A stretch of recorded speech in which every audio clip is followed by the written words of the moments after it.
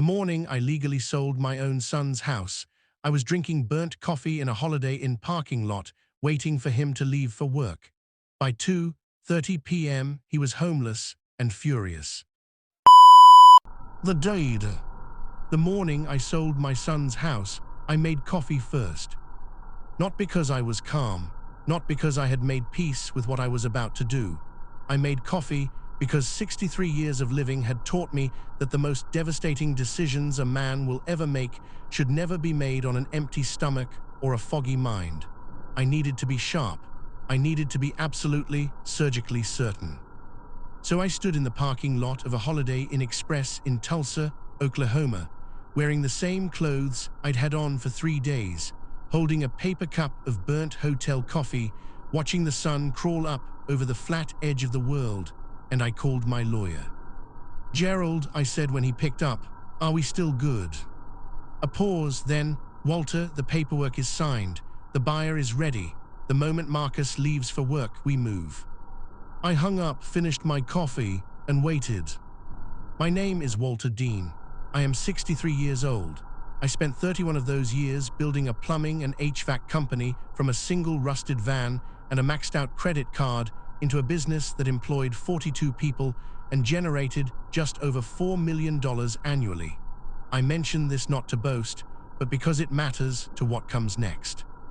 When my wife, Patricia, died of pancreatic cancer in 2019, she left behind grief I still don't have words for.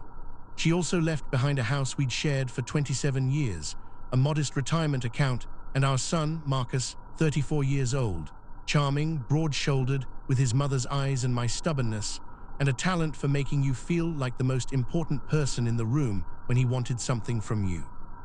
I should have recognized that talent for what it was. After Patricia passed, Marcus came to me with an idea. He wanted to start a real estate investment company, buy distressed properties, renovate them, flip or rent them. He had the energy, the vision, the connections. What he didn't have was capital.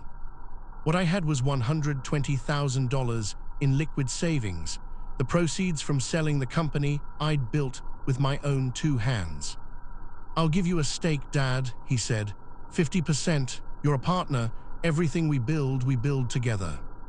I believed him, of course I believed him, he was my son. I wired the money within the week.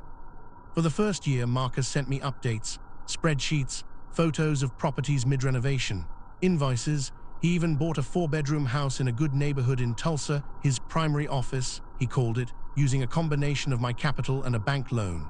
He put his name on the deed. We shook hands over dinner. He told me it was an asset for the business, that when the time came, we'd sell it and split the equity.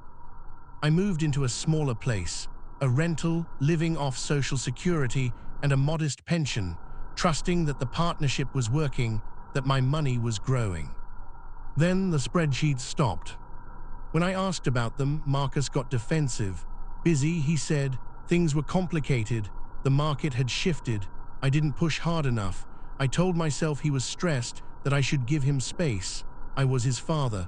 I didn't want to be the kind of man who suffocated his son with suspicion." That was my second mistake. The first was giving him the money without a written contract. 8 months later, I discovered, through a phone call with one of Marcus's former business partners, a man named Derek who had been quietly squeezed out, that the investment company had been dissolved. Quietly, legally, all assets transferred into Marcus's personal name. My $120,000 had been used to fund the renovation of the very house Marcus lived in, improving its value, padding his personal net worth. When I confronted him, he didn't deny it. He sat across from me at his kitchen table, the kitchen I had helped pay for, and he told me the money was gone, that business was business, that I should have gotten it in writing. Then he told me he needed me to move out of my rental because he owned the building. I hadn't known that. I found out that night when I checked the property records. I had 30 days. I'm not a man given to rage. Patricia used to say I processed things too slowly, that I sat with pain longer than was healthy. She wasn't wrong. In the weeks that followed, I didn't explode. I didn't call Marcus screaming. I went quiet in the way that deep water goes quiet, not still, but hiding everything happening beneath the surface. I found a lawyer named Gerald Haynes, a real estate attorney, semi-retired, the kind of man who wore suspenders unironically and had the calm, deliberate manner of someone who had seen every flavor of human betrayal and was no longer surprised by any of it. I told him everything. He listened. He asked for documents. Then he told me something that changed the trajectory of everything. "Walter," Gerald said, leaning back in his chair, "your son made a significant legal error. When the investment company was dissolved, the proper procedure wasn't followed for asset distribution. There are records of your capital contribution. There is documentation, emails, wire transfers, Marcus's own messages referencing your 50% stake. You were never formally bought out." He paused to let that land. "That house," he said, "the one Marcus lives in, the one purchased in part with your capital, you have a legitimate claim to a portion of that asset, and if Marcus is unwilling to settle, there is another option." Gerald explained it carefully, methodically. Under Oklahoma law, a co-claimant with proper documentation could initiate a partition action, a legal process through which a jointly claimed property could be sold and proceeds divided. It was slow, it was formal, and in the right circumstances, with the right buyer lined up in advance, it could move faster than Marcus would ever anticipate. I spent 6 weeks gathering every email, every text message, every wire transfer receipt, every spreadsheet Marcus had ever sent me. Gerald filed the necessary paperwork. A buyer, a property investment group who asked no questions and paid in full, was identified. Marcus never opened the certified letters. His attorney later claimed he thought they were junk mail. The morning of the sale, I watched Marcus back his silver truck out of the driveway at 7:48. He was dressed well, confident, a man without the slightest awareness that the ground beneath his feet had been quietly, legally, methodically removed. Gerald called me at 9:15. "It's done, Walter." I sat with that for a moment.